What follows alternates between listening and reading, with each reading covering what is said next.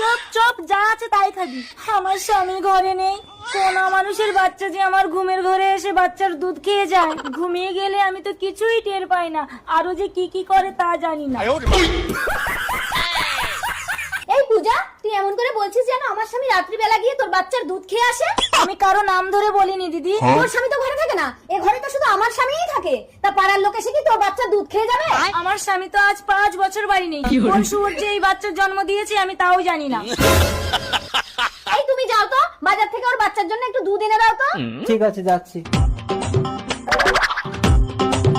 এই পূজা, তুই এক কাজ কর, ঘুমিয়ে গেলে যখন তোর সার থাকে না, এই বিষটা ভালো করে বুকে লাগিয়ে ঘুমাবি আর বাচ্চাকে তোলা দুধ খাওয়াবি। বিষ মাখানো দুধে মুখ দিলেই কিন্তু বাচ্চা মারা যাবে। ঠিক বলেছো দিদি, তাহলেই ধরা পড়বে ঘুমের ঘরে কে এসে আমার বাচ্চার দুধ খেয়ে যায়। তাড়াতাড়ি বিষটা লাগিয়ে নে, তাহলে দেখবি এই বাচ্চার আসল বাবাও ধরা পড়ে যাবে। দিদি বাচ্চাটাকে একটু ধরো তো, আমি বিষটা লাগিয়ে নেই।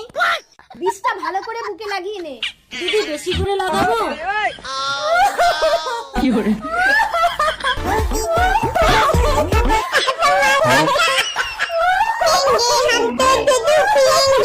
আমি অকালে বিধবা হবো জানলে তোকে বুকে বিষ লাগাতে দিতাম না রে পূজা।